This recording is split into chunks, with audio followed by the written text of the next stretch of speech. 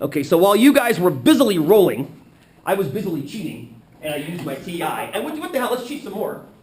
Here's 6 more rolls. There's 6 more rolls. Here's 6 more rolls. So there's 24 rolls using my TI. We're going to play with this thing here momentarily in class as well. I like the tactile actually using a real die, though. It's kind of a nice start. I want to keep you rolling the dice today. I like using technology, too. They both have their pluses and minuses. First of all, rolling a die. What's that, Jordan? You're singing. You're singing. Oh, Dad, I want to hear a song. So, rolling a die is perfectly, purely random. Assuming that you're rolling basically consistently the entire time, you let the physics kind of roll in. Rolling with technology is not. Do you remember why rolling with technology is not purely random? You may have forgotten this. We did an in-class quiz, I think it was last week. And say that again, Jada. Wednesday. Was it Wednesday of last week? I don't know.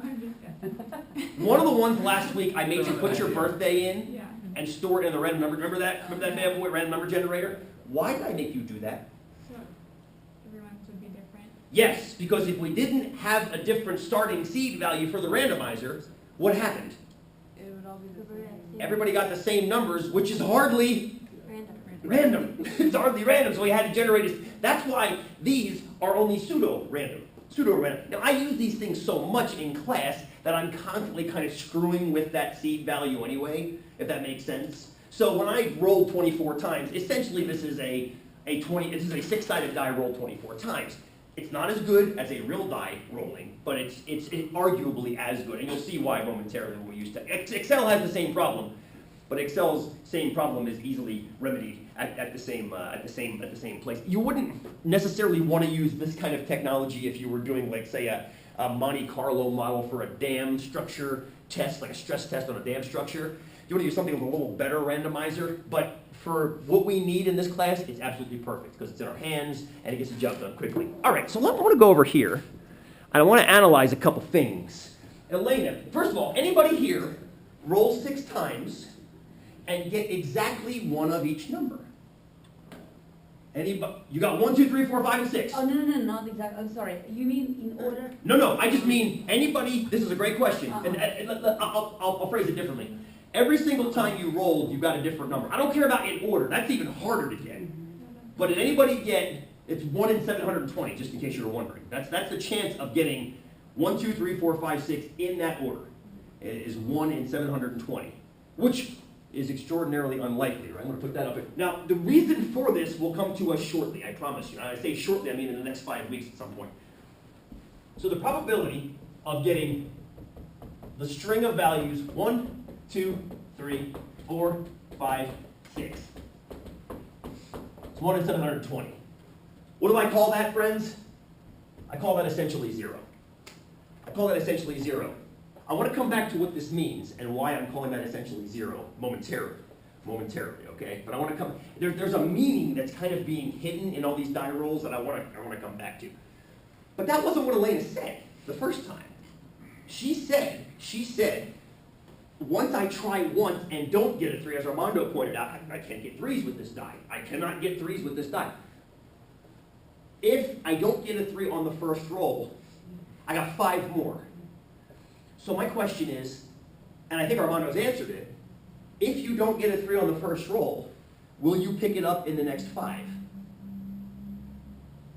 So, in other words, you just rolled 6 times. If you didn't roll a 3 on the first roll, are you going to pick up a 3 in the next 5?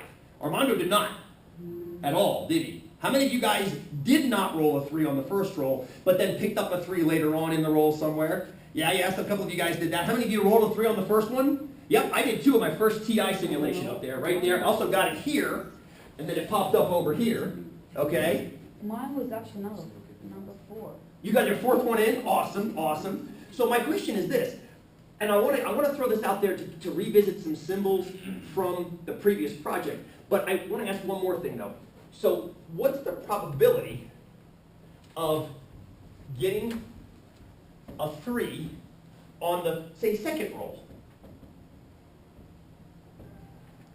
I'm going to use a symbol we haven't seen since the first project. That's okay with you guys?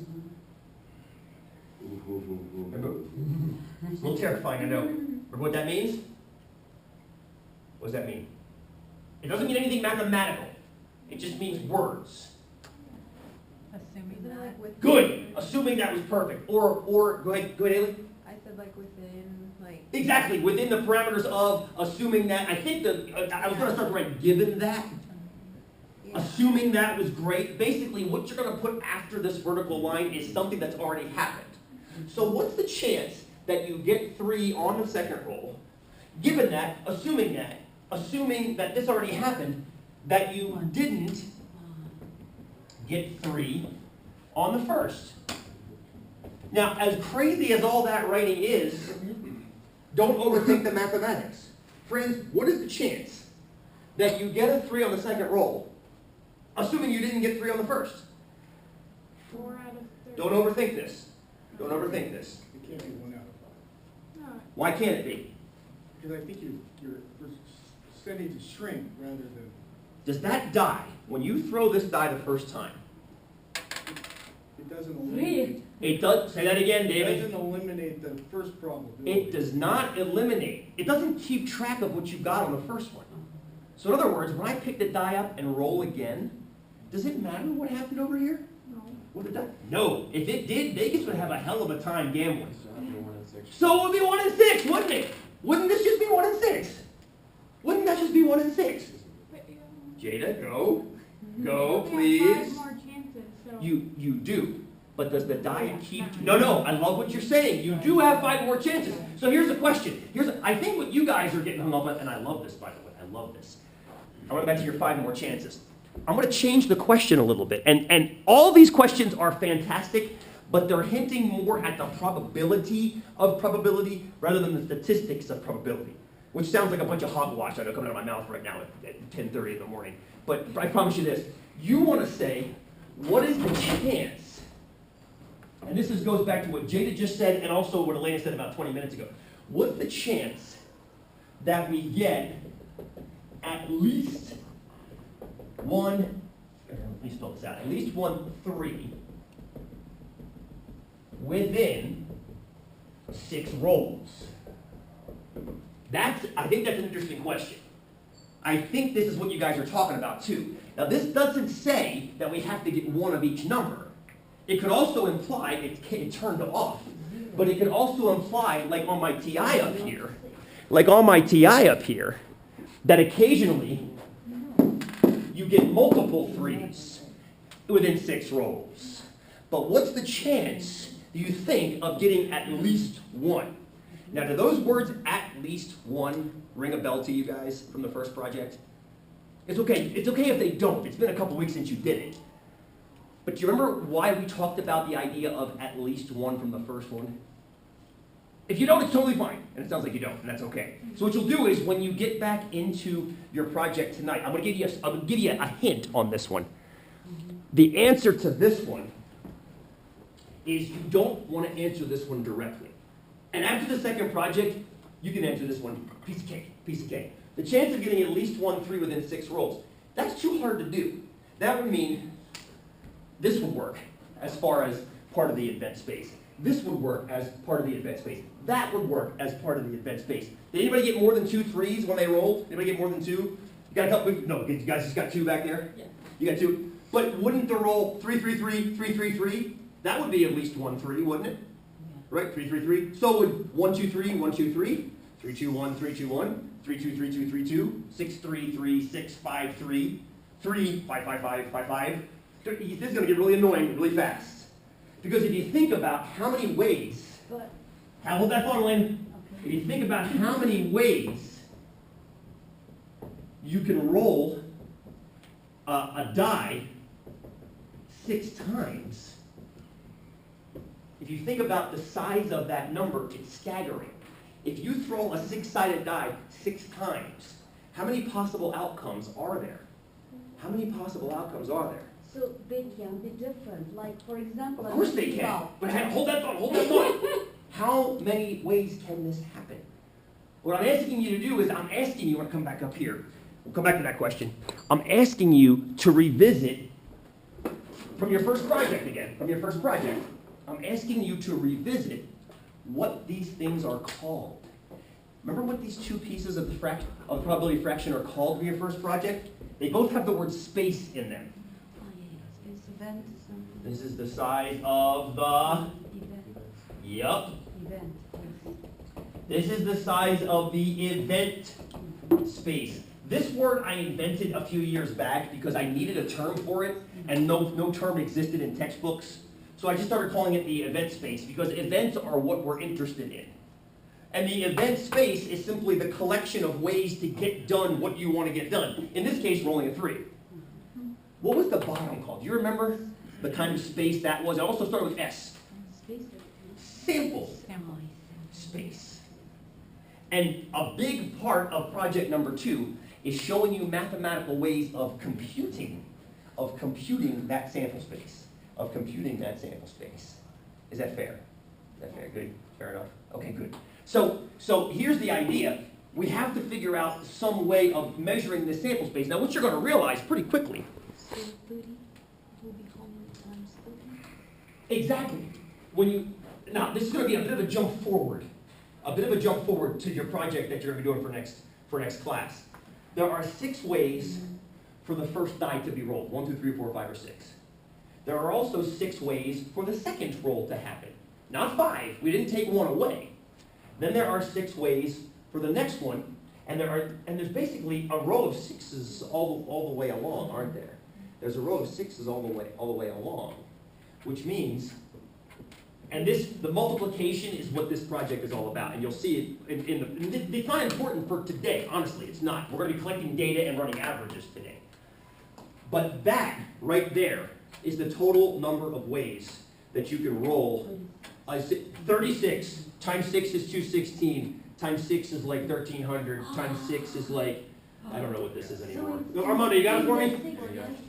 46,656. 656? That, friends, that is the total number of ways to roll a die 6 times. Some of those have 3s in them, and some of them don't. Your job, and this is where project number 2, go ahead, Armando, give me that thought. Oh, no, I'm going to say, because I didn't roll 3, but there's a possibility that you couldn't. Exactly, and that's this question right here, I think is what you guys are getting at. What's the chance that you have at least 1 3 in your roll? Well, let me ask you a question. What's the opposite of that? What's the opposite of rolling at least 1 3 within 6? None.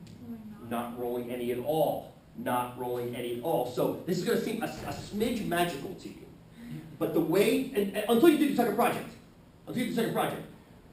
the way you compute this is you do 1 minus, and you'll see, this is an idea from your first project, the idea of a complementary event that's sum up to 100%. Because either you're going to have at least 1 3 out of 6, or you're not going to have any. Remember that word or in your first project? Or means to add. So when you add this one to the probability of no 3s in 6 rolls, this is a much easier probability to calculate. This one right here is a much easier. Because all you got to make sure is that you never, ever, ever roll 3s to answer this one. And you'll see it after this project. I'm going to put it up here and let it sit until next time. It's 1 minus 5/6 cubed. Excuse me, to the 6th. To the 6th. It's 1 minus 5/6 to the 6th. And this will all make sense as soon as you do the project and you analyze me planting pumpkin seeds in my backyard, and you analyze the RAID drives at COCC's Outlook server. And all this doesn't make sense until you do the project. It's all kind of in there. And this is actually easy to calculate, as opposed to this, which is a total pain in the butt to calculate. What does this work out to be, friends? What's that come out to be? Let's see. Let's come up to the front here. And I have to fix something up there on the board. I have a wrong answer up there.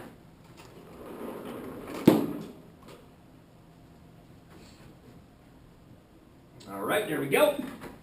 So I got 1 minus 5/6 to the 6th. There we go, friends. There's a roughly 2/3 chance. 6, 6, 6, 7, 6, 7. Just about 2/3. So just about 2/3 of us should have had 3s in our rolls. Let's do a show of hands, friends. How many of us in those first 6 rolls had 3s? I don't care how many, would you look at that? Hold those hands up nice and In the tall. what? How many in those first 6 rolls that you guys rolled on your dice, how many of you had some 3s in there? Well, I'll be damned. Not all of us. Roughly 2/3 of us. Hot damn! That's what should have happened. That's what should have happened. Isn't that cool? Do the dice know that? Do they? It's very interesting. This is what's so amazing about this. And what you're about, Armando, I love that you said that because this is why I love probability. I like statistics a lot. I see the power, the whole utility of it. I love probability because probability does what it does. It operates under these beautiful laws like gravity, but it doesn't depend on these human-made rules like, oh, an outlier is 1.5 blah blah or 2 blahs from the blah. None of that. It all just happens. I know that's what I sound like. But it just operates like this. It just happens like this. It's beautiful. It's beautiful. Yes, I find it extraordinarily interesting. I hopefully, as the class winds on, we'll see even more interesting results because they have to. It's kind of like the only time we saw this in statistics was on the very first day when we measured your guys' keys. We measured them raw, and then we grouped them into a histogram and measured them again, and we had actually, I think we had the exact same average both ways. That was probability, smoothing out the data in the groupings, using these same ideas. And I mentioned then, we'll get back to this in a couple weeks, and here we are back to it. So yes, I find it extremely interesting. I do want to fix one thing. I have an error up here on the board, and I apologize. This right here. This is wrong. This should be 1 in 46,656, which is even more zero, if you will, than 1 in 700. That made that statement even more true. It would make the statement even more true, Armando. Exactly correct. And the idea is that there are this many sequences of 6 numbers, everywhere from 111, 111 to 666, 666, and only one of them in that entire string of 46,000 is 1, 2, 3, 4, 5, 6 in that order. So, but anyway, it's still more zero. Can't believe you lied to us. I didn't lie to you. I did the math wrong in my head. That's why you're doing math in my head. Sorry, Jordan. I'm ashamed. Like that little shrimp in Finding Nemo. What's his name? Jacques. I love that little guy. Anyway. Cool? Fair-ish? Okay, ish. We're getting there. Okay, good. Now, we're going to mute this down. I want to come back to this. Because there's something that's not sitting right with me. Good, we can talk a little bit more, then we'll keep you guys out of here for the break. Yeah, so we're happy with this. We're happy with this kind of definition of what an event space and a sample space are. Make sure we can see that. There we go. Okay, but what does it mean? So you're holding a die. You're holding a die, and you're going to roll this thing, and you're trying to get a 3. So let's suppose that the result of that roll implies something important. And I know this is a little bit facetious because it's die and you're sitting in class and I want to let you roll them again. And we know there's a 66% chance that we'll get at least 1 3 within 6 rolls, but suppose everything was banked on just that one roll, right? Suppose everything was banked on just that one roll. So suppose, for example, this is how I'm going to grade you in the class. Everybody pick your die up right now. This is completely arbitrary, completely fictitious. Roll your die 1 time, look at the result. If you got a 3, you get an A and you can go home. If you did not, you get an F and you can go home. Yeah. All right? That's terrible, correct? Because how many of us have A's and can go home? Oh, look at that. How many should have A's? Percentage-wise, friends. How many percentage-wise, how many should have A's? Careful. You only don't roll it 1 time. We're away from this. We're going off of this. I didn't say roll 6 times. I said roll 1 time. It's 1 in 6. So roughly 16%. We actually were a little on the high end of that, aren't we? We had 3 out of like 15. We're on the 20% or 22% rate. Good, Jordan. Back over here. Just roll it 1 time. Just roll it 1 time. So let me pick up the die again. I'm going to give you a choice this time. Okay. You can play that game if you want. You can roll the die, and if you get a 3, you guys don't count. The 3s you roll just don't count. Sorry. Fine. But you love it. Now, if you choose to roll, if you get a 3, you can get an A and leave. If you don't, you can get an F and leave. Or you put the die back down, and continue for the back half of the class with us and enjoy this journey of statistics. Who puts the die back down? David put the die back? You guys put the die back down, put it back down? Who would gamble on that? Probably you, Haley. Why? I already have an A. You already have it. Well, you're kicking ass already. It's got to be maintained now for the next good. And you guys are kicking ass. I'm bringing this up because what I want to do is I want to make sure you guys understand what that 1/6 or 16% or 17% or 1 to 6, what they mean. What they mean. So what does it mean? If you had to explain, I always like this vision. You're out in your yard doing yard work on some or maybe you're not, but maybe you're outside talking to your neighbors. Maybe you skateboard, longboard with them, and you have to explain. Oh, Sean, I read this article that says it was just recent actually. What did I just hear today? Somebody told me something. 98%. Let me get this right. I just heard it 20 minutes ago before I came out. 98% of spouses, oh crap, I can't remember what the context was. It was literally 20 minutes again and my RAM's all faulty. Basically, he read an article where 98% of spouses had claimed to blah, blah, blah, blah, blah, blah, blah. So I want to make sure that 98% has context. So if you had to explain that, or this is what I actually read relatively recently and I said it enough to commit it to memory. The majority of Americans oppose what happened in Iraq. 53%, I believe is what the number was, 53%. Forget the margin of error, the news does anyway. 53%. What does that mean? It's a probability. What does that mean, 53 out of 100? How would you explain that? How would you explain that to people? How do you explain flipping a coin as 50-50? How do you explain that? How do you explain rolling a die as 1 and 6? What assumption are you making with these 6 sides? That they're never going to change? That they're never going to change, and is any one more likely than the other? No. No.